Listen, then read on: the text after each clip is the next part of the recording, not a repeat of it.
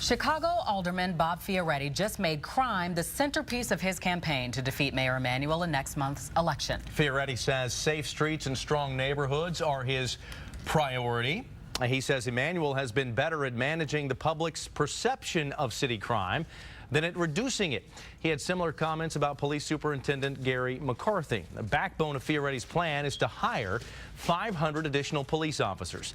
Fioretti says every year he'll also replace the estimated 500 officers who leave the force, typically for retirement. Other details of his crime plan are stricter gun background checks, faster responses to 911 calls, and going after gangs with neighborhood officers who specialize in anti-gang tactics. Fioretti has not said exactly how he'll pay for all of the new officers. He says he'll find the money because Chicago has to. Look, either we're going to have safe streets and strong neighborhoods or we're not. You know, this persistent and serious crime problem is just overriding concern. Mayor Emanuel so far has not commented on the plan. Part of his strategy has been to use officer overtime to keep patrols on the streets. He says that saves tens of millions of dollars a year in pension and health care costs.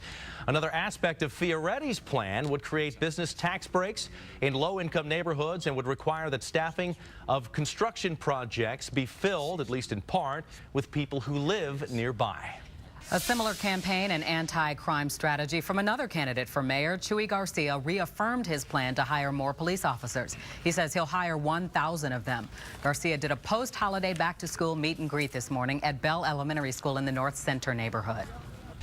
Campaign fund of Willie Wilson met a big check today. It comes courtesy of Wilson himself. He put $1 million of his personal cash into his campaign for mayor. Wilson is a self-made businessman. He earned millions running and then selling McDonald's franchises. The check will pay for a series of TV and radio ads being rolled out. Crane's Chicago Business reports the ads will highlight Wilson's plan to ditch the city's red light cameras and reopen some of the schools CPS recently closed.